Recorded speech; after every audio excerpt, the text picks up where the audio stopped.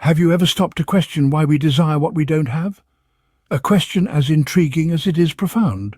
Let's take a simple instance. A child, eyes wide and gleaming, gazing at a toy in a shop window. He yearns for it, his heart consumed by the desire to possess it. But what happens when he finally gets the toy? The initial joy is palpable, but soon the novelty wears off. He grows bored, his attention shifts to a new toy, and the cycle repeats. This is the paradox of desire, an insatiable hunger that keeps us striving for more, never content with what we have. It's a relentless pursuit, akin to chasing a mirage. We believe that our happiness lies in the next acquisition, the next achievement, the next milestone. But when we get there, satisfaction eludes us. So we see that desire can be an endless cycle, always out of reach. But what if there's a different approach? Consider this. What happens when we finally get what we've been desiring? It's a common assumption that acquiring what we desire will bring us happiness and contentment. But is that really the case? Let's delve into the concept of hedonic adaptation. It's a psychological phenomenon where people quickly return to a relatively stable level of happiness, despite major positive or negative events or life changes. To put it simply, we humans have a remarkable ability to get used to things, even the things we've been desiring for so long. Imagine a person who's been yearning for a raise in their job. They've been working tirelessly, putting in extra hours, and finally they get the pay increase they've been dreaming of. But what happens next? Initially there's a surge of happiness, of course. They may celebrate, buy something they've been wanting, maybe even take a vacation. But then, as weeks turn into months, they adjust to their new financial situation. The raise they were so excited about becomes the new normal. And before they know it, they're back to wanting more. This is hedonic adaptation at work. The pleasure derived from the pay raise diminishes over time as they adapt to the new circumstances. And the cycle of desire begins again. The once cherished goal has lost its luster, and a new one takes its place, promising the happiness that seems just out of reach. This cycle of desire and adaptation can lead to a sense of dissatisfaction and frustration, a constant feeling of wanting more, of never having enough. It's a never-ending chase, a treadmill that keeps going faster the harder we try to keep up. Thus, the pursuit of desire often leaves us feeling empty rather than fulfilled. But could there be an alternative? We'll explore this question in our next scene as we delve into the transformative power of gratitude and the art of cultivating contentment. Stay tuned as we take a deeper look into the paradox of desire and the possibilities beyond it. What if, instead of constantly wanting more, we learn to appreciate what we already have? Picture this. It's early morning, the world is just beginning to stir. You cradle a warm cup of coffee in your hands, savoring the rich aroma. You take a moment to truly appreciate this simple pleasure, instead of rushing off to conquer the next task.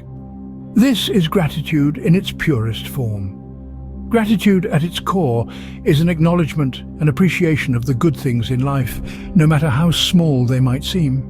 It's an act of focusing on what we have, rather than what we lack. It's the warm satisfaction that comes from recognizing and valuing the positive aspects of our existence. But why is gratitude so powerful? The answer lies in its ability to shift our perspective. It's easy to get caught up in the cycle of desire, to constantly chase after the next big thing. We're often so focused on what we don't have, on what's missing, that we overlook the value of what's right in front of us. Gratitude helps us reframe our mindset. It allows us to pause, to take a step back, and to appreciate the beauty in the world around us. It brings our attention back to the present moment, grounding us and providing a sense of stability amidst the chaos of life. It's like a beacon of contentment in a sea of desire. And the benefits of gratitude extend beyond just a momentary sense of happiness.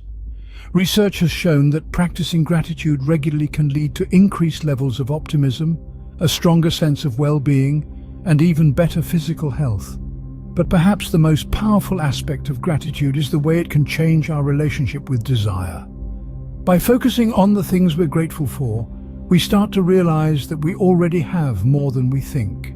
We begin to see that our happiness doesn't depend on getting what we want, but rather on appreciating what we already have. By shifting our focus from what we want to what we have, we can find a deeper sense of satisfaction. But how can we make this shift? The key lies in changing our perspective and cultivating a mindset of contentment. It's about shifting our focus from what we lack to what we already possess, from what we crave to what we can appreciate in the here and now. Now, let's delve into the practical steps that can help us cultivate this all-important sense of contentment. Firstly, we have mindfulness. It's a word that gets bandied around a lot these days, but what does it really mean? Mindfulness is about being fully present and engaged with whatever we're doing at the moment, without being overly reactive or overwhelmed by what's happening around us. It's about noticing the details, the textures, the flavors, the sounds. It's about immersing ourselves in the experience and finding joy in the simple act of being. Secondly, we have the practice of expressing gratitude. This is not about muttering a half-hearted thank you, but about truly feeling and expressing our appreciation for the good in our lives. It's about acknowledging the beauty in the everyday, the kindness in strangers, the love in our relationships. It's about recognizing that even on our worst days, there are things to be grateful for. Lastly, let's talk about appreciating the simple things in life. There's a certain beauty in simplicity that we often overlook in our quest for more.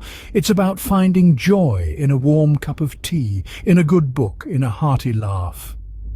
It's about realizing that happiness doesn't always come in grand gestures or expensive possessions, but often in the smallest, most mundane things. These are just a few ways to cultivate contentment in our lives. Remember, it's a journey, not a destination. It's about making small, conscious changes to our perspective and our habits. In the end, it's not about eliminating desire, but about understanding its place in our lives and learning to find joy in the present moment.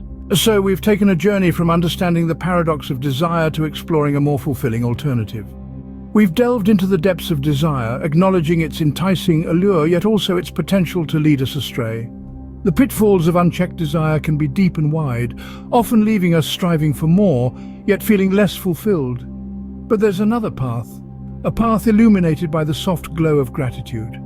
We've discovered that the power of gratitude can transform our perspective, turning what we have into more than enough.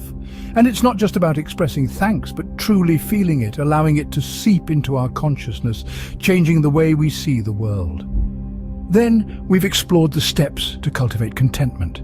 It's a journey, not a destination, requiring constant practice and patience. It's about finding joy in the present, in the now, appreciating the journey of life itself. Remember, the key to happiness isn't always in getting what we want, but in appreciating what we already have.